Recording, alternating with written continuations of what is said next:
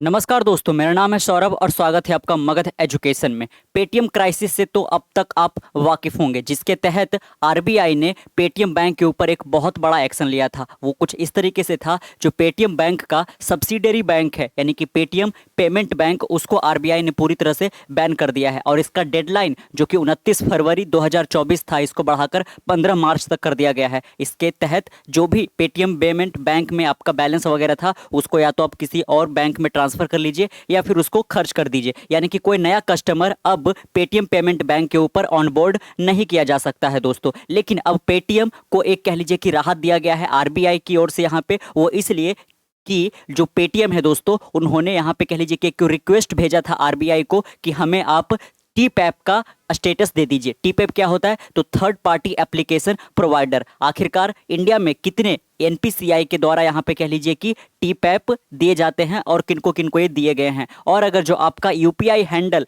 @Paytm से है, तो इसमें आपको क्या बदलाव करने की जरूरत है, इसके लिए भी आरबीआई की ओर से आपको एक मैसेज है दोस्तों यहाँ पे, है ना। तो हम इसमें समझेंगे कि आखिरकार कैसे होता है। जैसे कि आप यहाँ पे देख सकते हैं दोस्तों, आपको हम एक उदाहरण से बताते हैं। जैसे कि आपका यूपीआई आईडी होता है ना, तो उसमें आप अपना नाम लिख देते हो और @ लगाकर पेटीएम लिख देते हो, है ना। ये पेटीएम यहाँ पे जो आप ऐप यूज करते हो उसको लेकर था यहाँ पे। तो मेन रूप से यही निकल कर आ रहा था कि क्या जब ये पेटीएम पेमेंट बैंक 15 मार्च को बंद हो जाएगा, तो इनका ये जो पेटीएम यूपीआई है यानी कि जो ये ऐप है, वो भी पूरी तरह से बंद हो जाएगा या फिर ये किसी और बैंक को लिंक करके यहाँ पे चलता रहेगा दोस्तों, है ना। तो इसमें एक बहुत बड़ा यहाँ पे इंटरेस्टिंग चीज़ है कि जो आपका यूपीआई हैंडल रहता है, उसमें आपका सबसे पहले तो यहाँ पे XYZ कुछ करके यहाँ पे नाम रहता है। उसके बाद यहाँ पे @ आपने, है ना, पेटीएम लिखा देखा होगा। आपके पेटीएम आप ऐप पे जाइए तो आपको ये मिलता होगा यहाँ पे। लेकिन अगर जो आपका भी ऐसा ही है तो आपको चेंज करने की जरूरत है यहाँ पे, है ना। आप इसके जगह पे HDFC, ओके ICICI या फिर ओके SBI वगैरह इस तरीके के हैंडल प्रोवाइड किए जाते हैं। आप उस पर स्विच कर जाओगे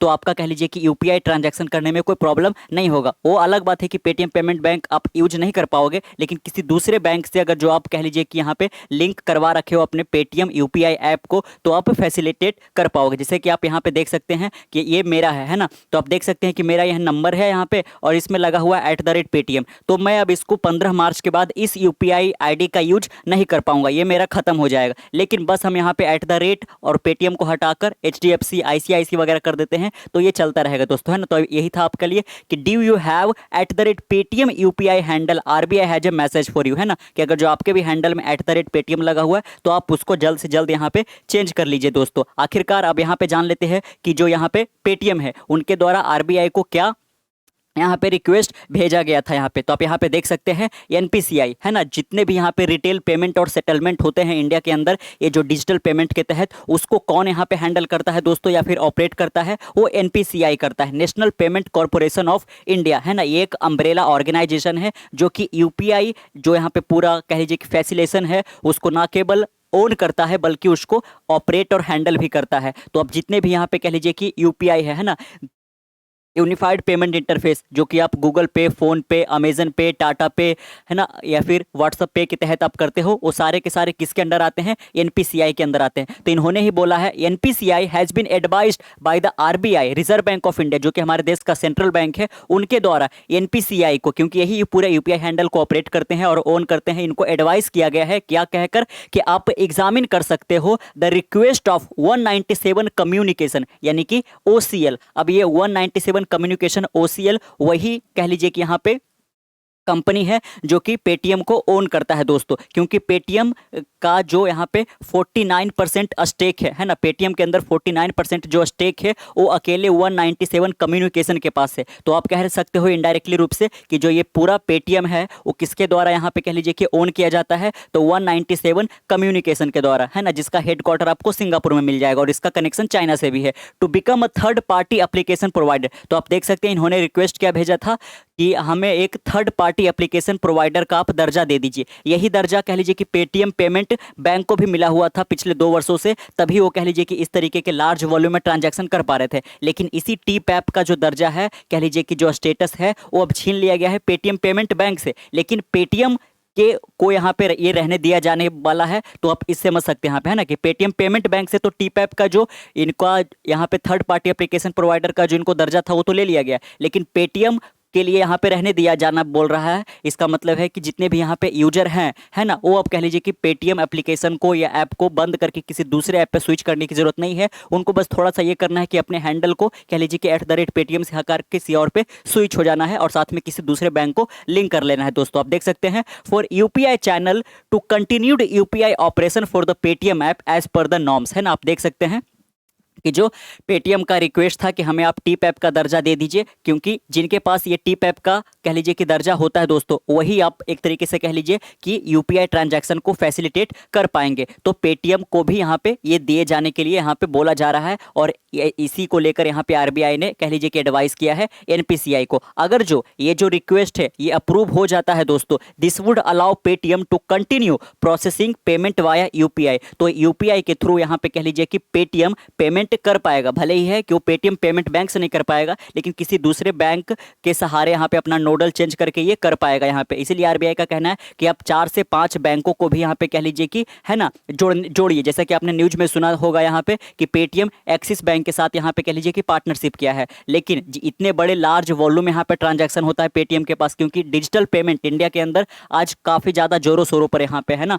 बिलियंस में ट्रांजैक्शन यहाँ पे इसके थ्रू होता है। और साथ में पेटीएम के पास यहाँ पे मिलियंस में 100 मिलियन से ज़्यादा यहाँ पे यूजर है दोस्तों। यूँ तो 350 से भी क्रॉस हो गए थे, लेकिन पेटीएम में यहाँ जब से आरबीआई ने पेटीएम के ऊपर ये एक्शन लिया था तब कुछ यहाँ पे यूजर भले ही घट गए, लेकिन अभी भी 100 मिलियन से ज़्यादा यूजर यहाँ पे है और लार्ज वॉल्यूम में ट्रांजैक्शन भी किया करते हैं। तो कह लीजिए कि पूरी तरह से डिसरप्ट ना हो जाए, पूरी तरह से खत्म ना हो जाए और इनकन्वीनियंस लोगों में ना आ जाए, इसके लिए यहाँ पे कह लीजिए कि पेटीएम को ये दिया जाएगा टिप ऐप का दर्जा यहाँ पे। इसके अलावा 22 और को अभी मिला हुआ है, यानी कि यूपीआई के थ्रू पेटीएम से आप कह लीजिए कि ट्रांजैक्शन कर सकते हो। लेकिन इसके लिए पेटीएम को क्या करना पड़ेगा, 4 से 5 बैंकों के यहाँ पे कह लीजिए कि, है ना, ऐड करना होगा अपने प्लेटफॉर्म पे यहाँ पे। तो उसमें हो सकता है एक तो हो गया एक्सिस बैंक, हो ही गया, आईसीआईसीआई आपको देखने को मिल सकता है, एचडीएफसी देखने को मिल सकता है, आईडीबीआई देखने को मिल सकता है। जो भी प्राइवेट कंपनियां हैं वो कह लीजिए कि यहाँ पे पेटीएम के साथ पार्टनरशिप कर सकती है, क्योंकि आरबीआई का ही ऐसा निर्देश है कि इतने बड़े कह लीजिए कि वॉल्यूम में अगर जो ट्रांजैक्शन होता है तो उसके लिए मल्टी बैंक मॉडल को आपको ऑपरेट करना पड़ेगा, है ना,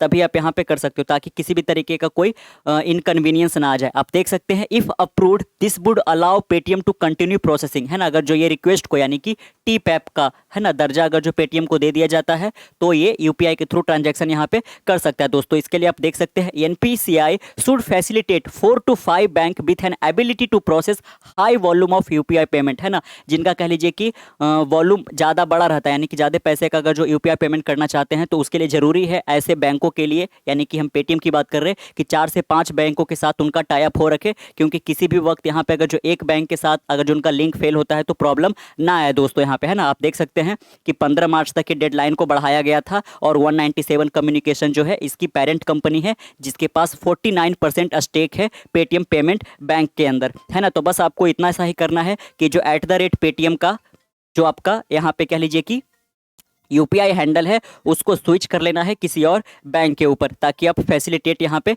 कर पाओ दोस्तों, है ना।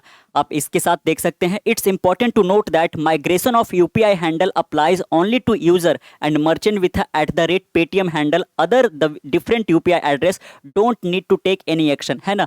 तो पेटीएम के ऊपर भी यहाँ पे कह लीजिए कि @HDFC OKSPI वगैरह ऐसे भी कई सारे यूजर्स हैं, उनके लिए कोई प्रॉब्लम नहीं है, लेकिन जिनका हैंडल @पेटीएम से खत्म होता है वो कह लीजिए कि उनको चेंज करना है, क्योंकि पेटीएम पेमेंट बैंक 15 मार्च के बाद यहाँ पे ऑपरेट नहीं करेगा। और इसको लेकर यहाँ पे मॉर्गन स्टैनले हो गया, जो कि एक ब्रोकरेज फर्म है दुनिया का सबसे बड़ा, वो इसको आरबीआई की ओर से पॉजिटिव मूव मान रहा है। और ऐसा ही देखने को मिला है आज स्टॉक मार्केट पे भी, जब पेटीएम के शेयर प्राइस यहाँ पे कह लीजिए कि 5% से जंप किए हैं और अब 430 के ऊपर यहाँ पे कह लीजिए कि ट्रेड हो रहा है यहाँ पे, है ना। आप देख सकते हैं, जो फास्टैग और नेशनल यहाँ पे कॉमन मोबिलिटी कार्ड इशू किया जाता था पेटीएम पेमेंट के द्वारा, ये तो कह लीजिए कि पूरी तरह से यहाँ पे बंद हो ही जाएगा, क्योंकि इसका टाई अप किसके साथ था, पेटीएम पेमेंट बैंक के साथ था। तो ऐसे वालों लोगों के लिए कहा जा रहा है कि आप अपना अल्टरनेटिव अरेंजमेंट यहाँ पे तलाशिए 15 मार्च से पहले पहले यहाँ पे दोस्तों, है ना, ताकि किसी तरीके का इनकन्वीनियंस आपको नहीं हो। तो कैसा लगा पेटीएम से रिलेटेड आपको जो आरबीआई का नया गाइडलाइन है, इसको जानकर नीचे कमेंट बॉक्स में जरूर बताइएगा। मिलते कल एक नई वीडियो के साथ, तब तक के लिए keep learning keep growing. This is Saurabh